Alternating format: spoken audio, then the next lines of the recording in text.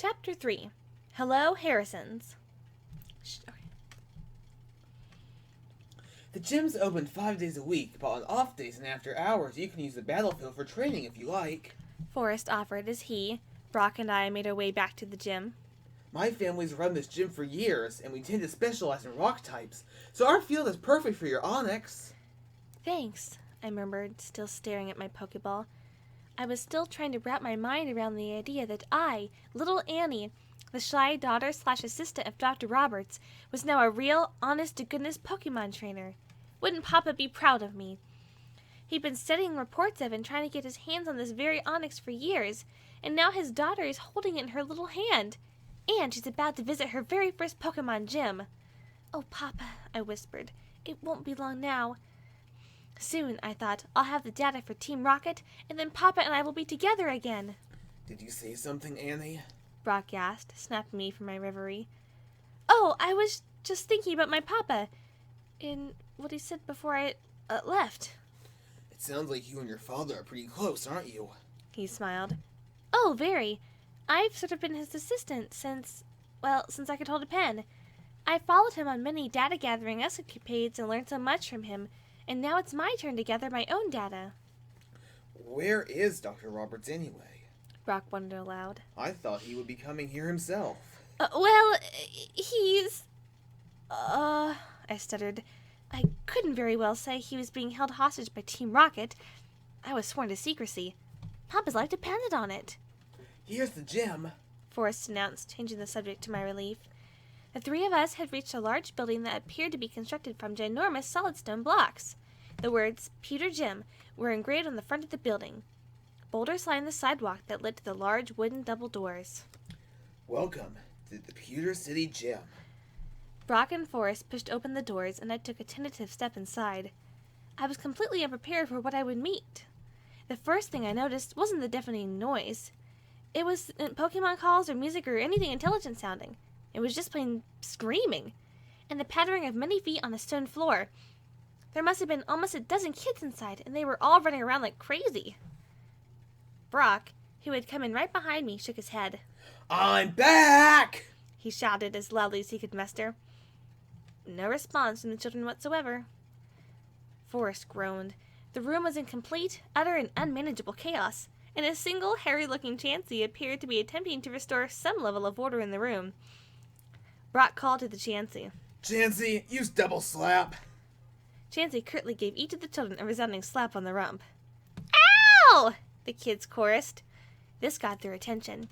They quickly formed a line, each standing stiffly in place. We're back, kids, Brock said gruffly. And we have a visitor, Forrest added, nodding in my direction. All attention now turned to me. Silence followed for a moment as the kids studied me, up and down. Then one of the girls cried out gleefully, "Brock brought a girl home!" The other children joined in the cheers and crowded around me.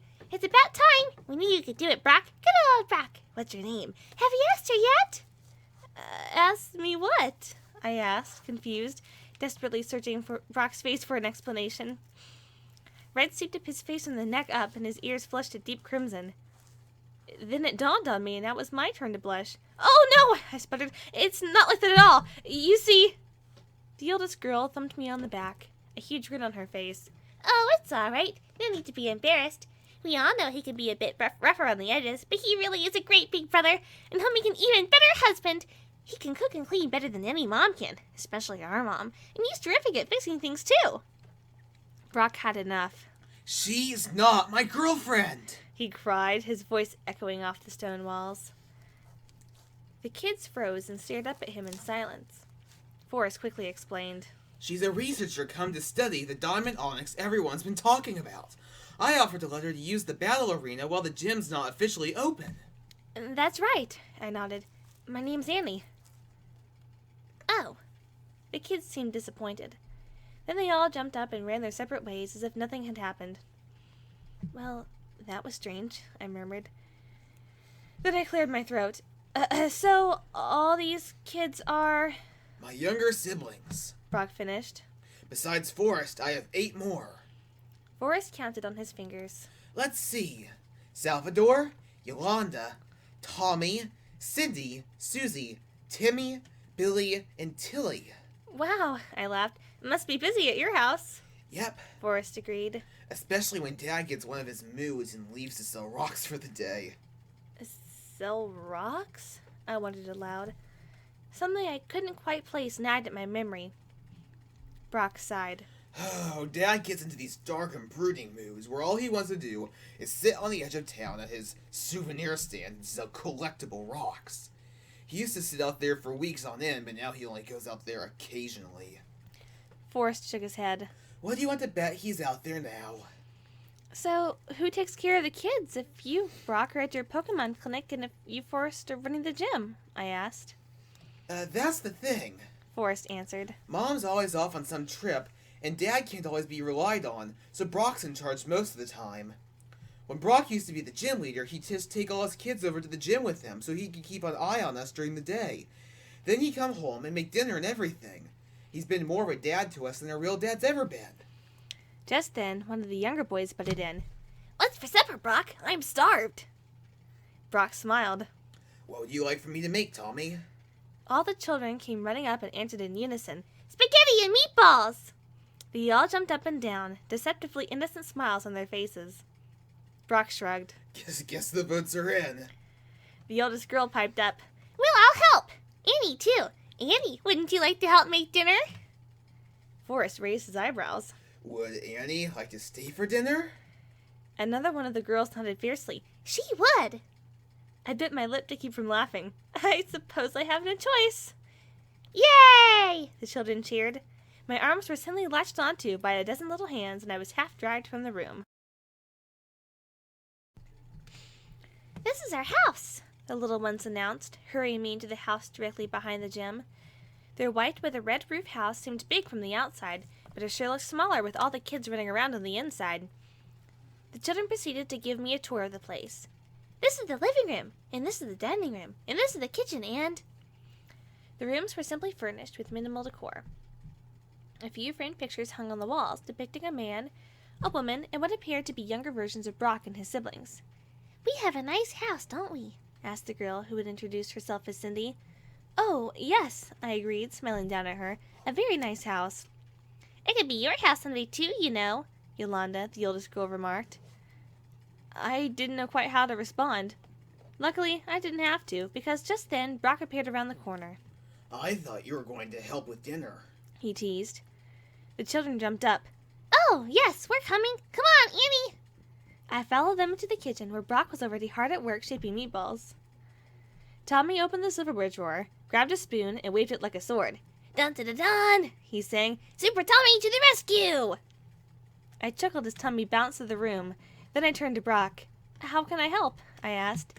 You don't have to do a thing, Susie piped up. Yeah, Timmy agreed. We'll take care of everything.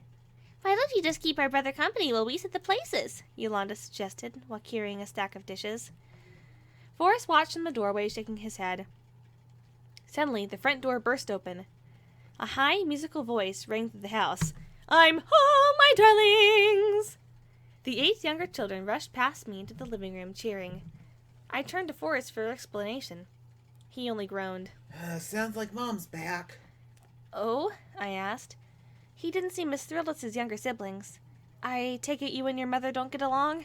Let's just say Mom has different ideas on how our gym should be run, and she's not shy about implementing them without consulting the gym leader. Where are all my decorations? Mrs. Harrison piped from the other room. Don't tell me your big brothers took them all down again. The children shouted excitedly all at once, informing their mother about everything that happened while she was gone. Then one of them exclaimed, And Brock has a new girlfriend! Does he now? Mrs. Harrison mused. Would this be the girl in question? I turned to see a tall, middle-aged woman standing in the doorway, surrounded by all the little Harrisons. Hello, Mother, said Brock and Forrest together. Hello, darling, said Mrs. Harrison, addressing Brock. Would you care to introduce me to your sweetheart? Oh, I'm not! I began, but Brock answered for me. She's not my girlfriend, Mother. She's a Pokemon researcher that Brock and I are assisting. That's not what Yolanda tells me, Mrs. Harrison smiled. She turned to me. What's your name, darling? It's Annie, I nodded. How lovely. I'm so glad to welcome a daughter-in-law to the family. I sighed. Forrest shook his head. Brock went back to work. Mrs. Harrison, or Lola as she insisted I call her, chattered incessantly the entire time. At last, dinner was ready, and not a moment too soon. At Brock's call, all the children scrambled into the dining room and slipped into chairs, and Lola took the seat closest to where she was standing. By the time I got a chance to sit down, the only chair left happened to be right next to Brock's. "Why don't you just sit down, Annie?" Yolanda flashed me a grin as wide as the wheel lord. I smiled shyly at Brock as I sat down.